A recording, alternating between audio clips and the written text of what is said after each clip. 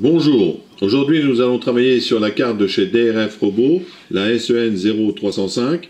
Alors pourquoi? Parce que cette petite carte va équiper bien nos robots pour la partie partie visuelle, tout ce qui va être reconnaissance de visage, tracking, QR code, suivi de ligne, suivi d'objets, etc., etc. Elle a énormément de possibilités. Donc, je vous l'ai dit, c'est une caméra donc à intelligence artificielle avec des algorithmes assez complexes, mais tout est à l'intérieur. On n'a pas besoin, nous, de les manipuler. La seule chose, c'est bien, on peut paramétrer différentes choses dans le setup. Nous allons voir après. Alors, pour éviter justement que ce tuto dure en longueur, parce qu'il y a tellement de possibilités, donc je préfère travailler sur un seul sujet. Et encore, dans ce sujet en question, si on veut aller vraiment jusqu'au bout des choses, ben, il faudra encore le redécomposer en deux. Donc là, on va faire la reconnaissance faciale, le tracking, et nous allons faire aussi le mode patrouille. Alors, une petite présentation de la carte. Nous voyons ici l'objectif, qui se trouve ici. Ici, le bouton pour naviguer dans le setup. Ici, le bouton pour le mode d'apprentissage. Derrière, vous avez un écran, ce qui vous permet donc de visualiser ce que la caméra enregistre et surtout d'avoir accès au setup et ne pas utiliser un autre type d'écran pour pouvoir modifier les paramètres. Ça, c'est quand même un point important. Pour la reconnaissance faciale, il faut savoir que par défaut, la caméra est prévue pour un seul visage. Si vous voulez plusieurs visages, il faudra le modifier dans le setup. Alors, on va voir comment on s'y prend. Il suffit d'aller sur ce bouton-là, le bouton du haut. Hein. Alors, je vais reculer un petit peu l'objectif. Voilà, c'est ce bouton-là, ici. On le voit, ma petite pointe. J'appuie dessus. Ici, c'est marqué reconnaissance faciale. Quand vous cliquez une nouvelle fois, vous allez tomber sur multiple. Vous validez. Quand vous validez, il vous donne accès à un petit curseur qui est bleu. Là, c'est parce que d'origine, enfin, nous, d'origine, nous avons fait la modification justement pour la reconnaissance multiple. Mais d'origine, elle se trouve là. Donc vous, il faudra le basculer ici. Vous validez, vous appuyez sur votre petit curseur ici, vous faites Save, il vous demande si vous êtes sûr, hop, et voilà, c'est validé. Donc là, la caméra, elle est capable de faire de la reconnaissance faciale sur plusieurs objets, enfin, plusieurs visages. On va tout de suite faire la démonstration de ce que je viens de vous parler. J'ai enregistré les visages. Donc, on va mettre les premiers. Voilà, voilà un visage. Voilà. Alors, par défaut, vous avez un petit rectangle qui se met autour du visage. Donc, la caméra qui possède déjà un algorithme pour détecter que c'est bien un visage humain, vous le détecte, il vous dit qu'il y a quelqu'un dans ce carré, il y a une face qui n'est pas connue. Et vous voyez, tout en dessous, il y a une petite croix, et cette petite croix-là, il faut la mettre dans le carré avant de lancer le système d'enregistrement. Voilà, je descends. C'est pour ça que c'est avantageux quand même de le faire avec des photos et par l'intermédiaire du PC. Donc là, je vais l'enregistrer, voilà. Et il marque, il a changé de couleur, le petit carré est passé face ID1. Donc il y a un identifiant pour la personne. Et quand on va lire la trame sur la caméra, quand la caméra va nous envoyer des informations, bah, sur cette trame, il y aura un identifiant. Et cet identifiant, eh bien, il vous faudra noter, bah, voilà, j'ai fait l'identifiant 1 pour telle personne et telle personne et telle personne.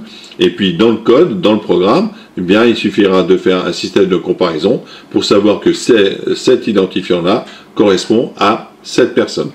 Par exemple, imaginons que la caméra soit sur Robodog, eh bien, il y a toute la famille, la femme, l'homme, les enfants. Eh bien, chaque visage est pris et enregistré en apprentissage par la caméra. Et donc, du coup, le robot, quand les gens rentrent à la maison, eh bien, il va savoir que ça appartient à la même famille, ces identifiants. En revanche, s'il s'aperçoit que face n'a pas d'identifiant, eh bien, ça veut dire que c'est un étranger. Et on verra après, eh bien, notre chien communiquera avec notre réseau Wi-Fi de la maison et enverra une information à votre smartphone pour vous dire, attention, il y a quelqu'un qui est rentré dans la maison que je ne connais pas. En revanche, il peut aussi vous dire, bah, tiens, il y a Sylvain qui est rentré, donc votre fils, il vous le signale qu'il est rentré à la maison. Voilà. C'est vrai qu'un vrai chien, ça fait pas ça encore, hein, même bien élevé. Hein. Donc, on va faire l'autre visage, et en voilà. Donc, toujours la croix dedans. Et je vais descendre mon image. Voilà, je valide. Toc. Et vous avez remarqué qu'il y a un compte à rebours qui se fait. Il faut toujours valider, aussitôt que vous avez l'identifiant qui apparaît, qui a reconnu un nouveau visage, enfin qui a fait l'apprentissage, aussitôt que le compte à rebours se fait, il faut le couper avec le bouton. Parce que si vous laissez le compte à rebours aller jusqu'au bout, eh bien, vous ne pouvez plus enregistrer d'autres visages. Donc il faut toujours l'enregistrer, il faut toujours valider, excusez-moi, avant que le compte à rebours s'arrête. Donc là, on a enregistré 2 visages, j'ai prévu 5. Hein. Donc, toc, en voilà un autre. On va retourner la croix dedans, on valide une fois. Ça va quand même relativement vite. Hein. Voilà un autre. On va poser des... On va mettre le visage dans la croix. Je valide. Je revalide une fois. Et enfin le dernier visage. Là. On valide. Et là, on va laisser décompter jusqu'au bout. Parce qu'on n'a plus l'autre enregistrement à faire. Et voilà, c'est terminé. Donc là, on a fait toutes les reconnaissances de visage qui nous intéressent de toute la famille, imaginons. Donc j'enlève, je vais enlever tous les visages, les autres au-dessus du moins, et je vais en garder un pour les manipulations. Donc maintenant qu'on a enregistré tous les visages, on va voir comment on va décortiquer le programme. Mais avant, on va jeter un petit œil quand même sur la partie du moniteur, parce que comme j'ai laissé le moniteur s'activer, vous voyez, alors je vais voir si ça pose pas trop de problèmes. Voilà, c'est bon. Donc voilà, je vous ai mis le visage et je vous ai mis donc ce qui sort sur le moniteur IDE. Alors évidemment, ça c'est pour les besoins du réglage, mais après toutes les informations qui sortent sur la partie IDE, enfin la partie moniteur de Arduino, bah, tout ça on les enlève, hein, c'est juste pour la mise au point. Par contre, ce qui est intéressant, vous pouvez vérifier au niveau de la trame, eh bien, il vous confirme qu'on a détecté un bloc, que vous avez les coordonnées en X et en Y de ce fameux bloc, et la taille du bloc, ainsi que l'identifiant qui apparaît ici, ID5. Ben, vous vous en souvenez, quand on a fait le mode apprentissage, ce visage était mis en identifiant 5.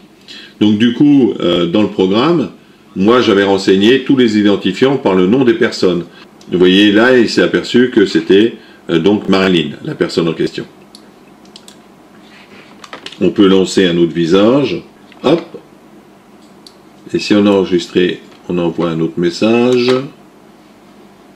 et si on envoie un autre visage, voilà, et regardez, en bas là, c'est marqué Timéo, donc il a reconnu la personne en question. Voilà, donc je vais vous montrer aussi une autre chose au niveau du tracking. Donc là on a la personne, il l'a détecté, et pour travailler en mode tracking, alors votre écran possède des coordonnées, et le but c'est de mettre votre caméra toujours au centre du visage.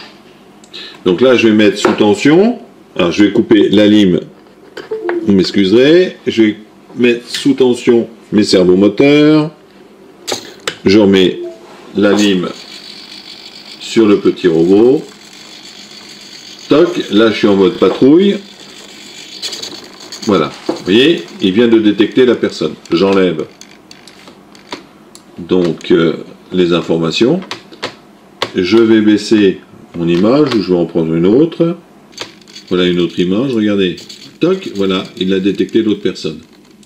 Alors, vous pouvez déplacer votre image comme vous le désirez, la caméra suit, on le voit, en haut, en bas, de gauche à droite.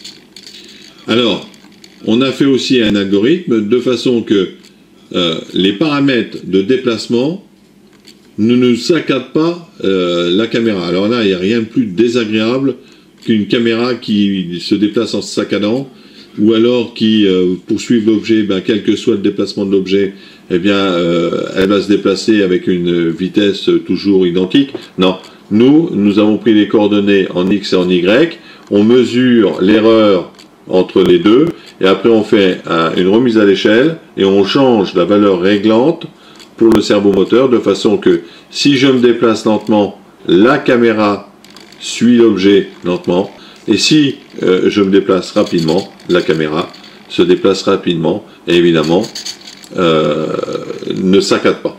Ça, c'est dans la partie programme aussi. Et puis, quand le visage disparaît, donc je vais faire disparaître ce visage, et je vais mettre la table devant les yeux, voilà, hop. Donc, vous voyez, la caméra cherche, elle se met en mode patrouille. Alors là, on a fait un mode patrouille simple. Mais si on veut un mode patrouille sympa, par exemple sur un robot, il ne va pas aller toujours de 10 degrés à 170 degrés ou de 0 à 180 degrés. Non, on mettra une fonction aléatoire pour qu'il aille scruter un peu plus à gauche, qu'un peu plus à droite, etc. De façon qu'on ait vraiment l'impression qu'il cherche. Et non pas que c'est un algorithme qui fait quelque chose de figé. Hein, le but, c'est ne jamais faire quelque chose qui est toujours régulier. Le but, c'est d'avoir quelque chose avec des fonctions aléatoires ou des fonctions d'intelligence artificielle, de façon à vraiment donner vie à votre robot. De même, le fameux petit carré qu'on a à l'avant. Voilà. Toc, elle vient de se bloquer dessus. Eh bien, ce fameux petit carré, il possède des dimensions. On les a vues en paramètres tout à l'heure. Eh bien, ce carré, il suffit d'aller vérifier les mesures qu'on avait avant, les mesures qu'on avait après, et en fonction, si elle diminue ou si elle augmente, on sait que le sujet qui est devant la caméra recule ou avance. Eh bien, imaginons que Robodog recule, et nous, on va le savoir par programme, on sait qu'il recule. Eh forcément, le petit carré, lui, va diminuer. Ça veut dire que la personne reste en position fixe. Par contre, si le petit carré venait à suivre et garder sa même taille, ça veut dire que le robot recule, puisqu'on le sait, parce qu'on active les moteurs, et en même temps le carré nous suit et continue à garder sa forme, voire même s'agrandit. Ça veut dire que la personne nous suit malgré que le robot recule. Vous voyez, c'est quand même sympa au niveau des informations. Alors maintenant, on va voir le programme. Donc, comme d'habitude, et comme à notre habitude, on commente largement le programme. Ça, c'est très, très important. Alors, je vous ai mis, puisqu'on ne travaille que sur les blocs aujourd'hui, je vous ai mis les différents paramètres et les différents noms des paramètres et à quoi ces paramètres sont utiles. Comme on se sert de servomoteur pour faire le tracking, bien évidemment, on charge la bibliothèque cerveau et on charge la bibliothèque qui correspond à notre caméra. Donc, comme tout programme qui sert des cerveaux, donc on est obligé de créer les objets cerveaux. Donc là, on a le X et le Y. On va leur donner une position d'initialisation, c'est-à-dire à 90 degrés. Là, le robot, sa caméra va être figée à 90 degrés. Ensuite, c'est tout ce que nous allons avoir besoin comme variable pour faire des calculs pour le tracking. Ici, tout est commenté. Donc, cette fameuse erreur. Donc, je vous l'ai dit tout à l'heure, je prends le centre de l'écran, je regarde où se trouve le visage de la personne par rapport au centre. Là, j'ai une valeur. Je prends la valeur donc du centre, moins la valeur d'où se trouve la personne, et j'ai l'erreur. Et c'est dans cette variable-là que nous allons retrouver l'erreur. Ensuite, dans le setup, alors là, on a l'initialisation de la connexion série, mais celle-là, c'est la connexion série du moniteur IDE. Vous avez vu, la vitesse, j'ai mis à 115 200 bauds. Donc, c'est important de régler côté terminal la même valeur. Bien évidemment, lorsqu'on lance le système de communication série, eh bien là, j'ai fait une petite boucle pour vérifier que le port de communication série est prêt. Je lance ensuite la communication I2C. Ensuite, on va associer nos servomoteurs à une pin, la 9 et la 8. On va positionner, cette fois-ci, on va écrire. En haut, c'était les variables. Là, maintenant, on va écrire dans le dur, c'est-à-dire dans le servomoteur, la position qu'il a au moment de l'initialisation du robot. Donc ici, on a cerveau X, write, ça veut dire que j'écris dans le cerveau, et je lui donne la valeur qui se trouve par défaut en position X, c'est-à-dire 90 degrés. Dans la partie loop, on va déjà vérifier si 1, la connexion fonctionne, si 2, si le module possède des enregistrements, s'il n'en possède pas, c'est-à-dire s'il n'y a pas de reconnaissance faciale, etc., eh bien par défaut, il va vous dire, bah attendez, faudrait peut-être en enregistrer avant de faire quoi que ce soit. Et enfin, on vérifie si le système ne détecte rien dans son champ de vision. Si le système ne détecte rien dans son champ de vision, on va rentrer en mode patrouille. Et toute cette partie-là, ici, là, c'est le mode patrouille. C'est-à-dire, quelle que soit la position où je me trouve, eh bien, il faut que je regarde si, comme j'ai rien, si à gauche, à droite, j'ai pas de visage. Si j'ai pas de visage, que je suis inférieur à telle valeur et inférieur à telle valeur, ben, je vais incrémenter mon déplacement à gauche ou à droite, ou repartir à gauche ou repartir à droite. Voilà, c'est toute la partie là qui nous permet donc de faire le mode patrouille. Alors, aussitôt que le mode patrouille est en service, et avec cet algorithme-là, eh bien, aussitôt qu'il va détecter un visage, alors un visage soit inconnu, soit connu, eh bien, il va se mettre à se fixer dessus, et s'il se fixe dessus, ben, il va faire du tracking sur la personne connue. Et si c'est un inconnu, ben, il va la suivre, mais pas en tracking. Il va dire, ben, attention, on a quelqu'un. Alors après, on pourrait très bien imaginer qu'il la suit en tracking. Alors, voici la trame. Alors moi, je l'ai réaffichée sur l'écran, mais c'est la trame là, c'est une forme de trame de ce type-là que vous allez pouvoir récupérer, avec des valeurs à l'intérieur. Alors moi, je vous l'ai réécrit sur l'écran, ça permet de débugger. Donc, vous voyez ici, on a la valeur, donc où se trouve le visage, en X, en Y, la taille du petit rectangle et l'identifiant qui se trouve là. Première chose, aussitôt qu'on a détecté, eh bien, on va vérifier pour faire le tracking. C'est-à-dire que c'est là que commence l'algorithme de calcul et de tracking. Vous voyez, comme je vous ai expliqué tout à l'heure, on a ici le système de calcul de l'erreur de positionnement. Donc c'est bien ce que je vous ai dit, on récupère la valeur où se trouve l'image à l'heure actuelle, moins la valeur du centre plus 5, parce que c'est la marge d'erreur, pour savoir où se trouve exactement l'image, et pour repositionner donc la caméra au centre, eh bien on récupère la valeur de l'erreur, on fait une mise à l'échelle, ben oui, parce que d'un côté on mesure des pixels, et de l'autre côté, on mesure des degrés. Donc il faut une mise à l'échelle pour que ça soit cohérent. Ici, cette partie-là, ça va être des pixels, et cette partie-là, eh bien, c'est des degrés. Ensuite, on récupère la valeur réglante qu'on va ajouter ou soustraire à la position où la caméra se trouve à l'heure actuelle, de façon que le centre de l'objectif se trouve, cette fois-ci, au centre de l'image en question. Et en particulier sur la personne en question. Alors on a ça pour la partie X, que ce soit du côté droit et du côté gauche, et on a la même chose sur la partie de positionnement vertical, haut et bas. Ensuite, on a, à la suite du programme, on a donc la détection des personnes. Parce que là, on a focalisé sur la personne, on le tient bien, mais maintenant on veut savoir quelle personne se trouve dans notre caméra. Comme on sait qu'en permanence, le système nous envoie l'identifiant, eh bien, avec l'identifiant, on a le nom des personnes qui ont été enregistrées dans le dur du programme. On a une partie qui a été enregistrée par la caméra sous forme d'identifiant, et de l'autre côté, on a une partie dans le programme qui, lui, possède les noms. Ben oui, c'est important, parce que imaginons que c'est le maître, il y a toujours le maître, il y a toujours le maître plus, que j'appellerais ça pour un chien. Il y a toujours quelqu'un qui favorise.